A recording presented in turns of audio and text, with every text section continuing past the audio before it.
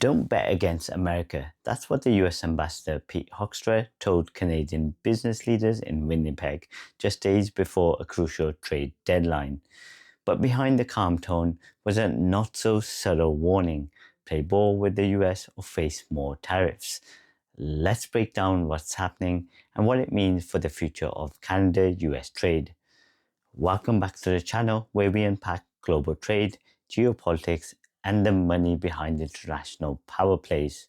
Today, we're diving into rising trade tensions between Canada and the United States, why Ambassador Hoekstra's words matter, and how Trump's tariff threats could reshape North American trade.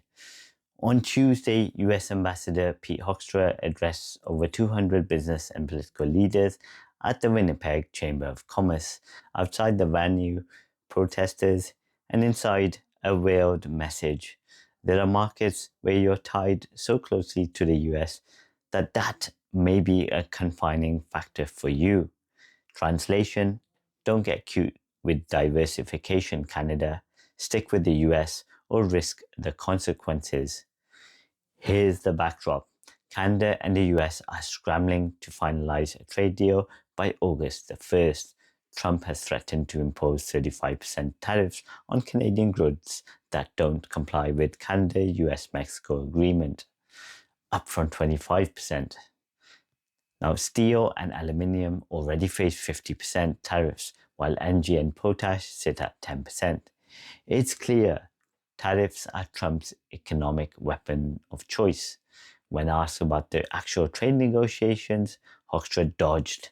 I'm not in the room, and if I were, I wouldn't answer that. Even Canadian MP Ben Carr wasn't surprised. Now, these discussions are happening behind closed doors and at high stakes. Meanwhile, businesses are left guessing.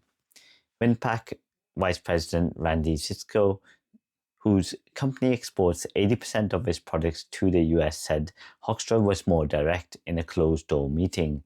There's no reason Canada couldn't get even lower tariffs than the EU or Japan. So maybe free trade is still on the table, but with strings attached. Trump's economic policy is simple: America first, tariffs are leverage, unilateral power plays, and he's not worried about inflation.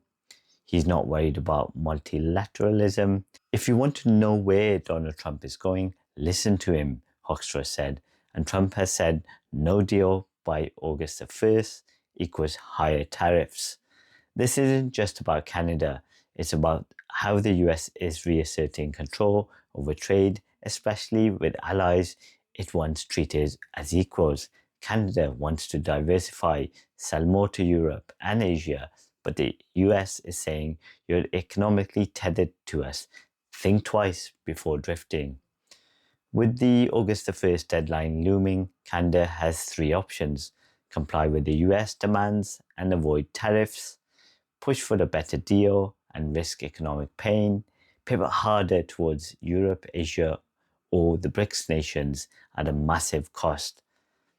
The future of North American trade may depend on how bold Canada is willing to be and how aggressive Trump is willing to get. The latest chapter in Canada-US relations is more than just tariffs and treaties. It's about power, dependence, and economic sovereignty. Will Canada bend or break free? Let us know your thoughts in the comments. Should Canada stand firm and risk more tariffs, or is deeper US integration the safer play? Don't forget to like, subscribe, and hit the bell so you don't miss our next deep dive into global money and power. I'll see you in the next one.